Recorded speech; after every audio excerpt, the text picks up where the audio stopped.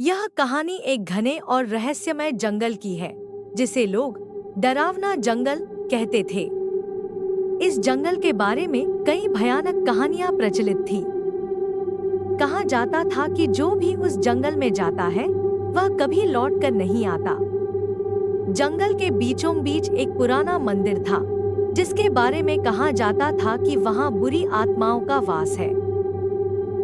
विक्रम, एक निडर और साहसी युवक, इन कहानियों को कोरी बकवास मानता था। उसे रोमांच पसंद था और उसने ठान लिया कि वह इस जंगल में जाएगा और इन अफवाहों को झूठा साबित करेगा। गांव के बुजुर्गों ने उसे कई बार चेतावनी दी, लेकिन उसने किसी की बात नहीं मानी और एक रात वह अकेला ही जंगल की ओर निकल पड़ा। जैसे ही विक्रम जंगल में दाखिल हुआ, चारों ओर घना अंधेरा छा गया। पेड़ों की शाखाएं अजीब तरह से हिल रही थी, जैसे कोई उस पर नजर रख रहा हो। जंगल में घुसते ही उसे अजीब सी आवाजें सुनाई देने लगीं, जैसे किसी ने बहुत दूर से उसके नाम को पुकारा हो। लेकिन विक्रम ने इसे अपने डर का भ्रम मानकर अनसुना कर दिया और आगे बढ़ता गया। कुछ दूरी तय करने के बाद विक्रम को अचानक ठंड महसूस होने लगी, जबकि मौसम सामान्य था। हवा के साथ एक सर्द, डरावनी सी सरसराहट सुनाई देने लगी।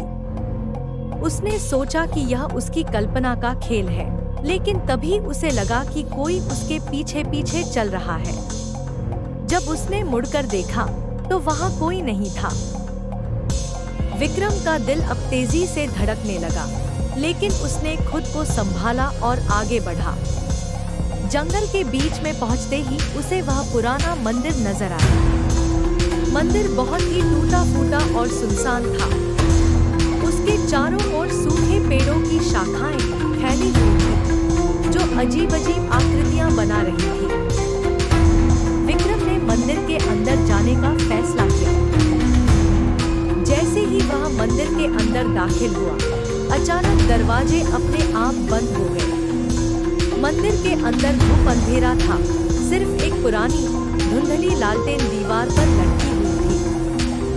तभी उसे मंदिर के कोने से किसी के रोने की आवाज सुनाई दी। विक्रम ने डरते डरते उस ओर देखा, लेकिन वहां कोई नहीं था।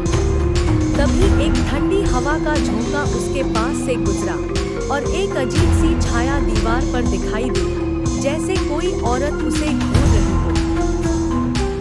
विक्रम का डर अब हद से ज्यादा बढ़ चुका था। उसने मंदिर से बाहर निकलने की कोशिश की, लेकिन दरवाजा पूरी तरह जाम हो चुका था। तभी मंदिर के अंदर एक कर्कश हंसी गूंज उठी, तुम यहाँ से कभी वापस नहीं जा सकते।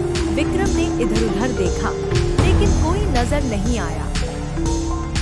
अचानक एक बूढ़ी औरत का धुंधला साया विक्रम के सामने आ गया। उसकी आंखें लाल और चेहरे पर एक भयानक हंसी थी।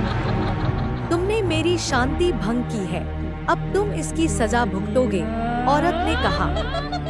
विक्रम ने अपने पूरे दम से दरवाजा खोलने की कोशिश की, लेकिन दरवाजा नहीं खुला। अगली सुबह गांव वाले विक्रम को ढूंढने जंगल पहुंचे, लेकिन विक्रम का कोई पता नहीं चला।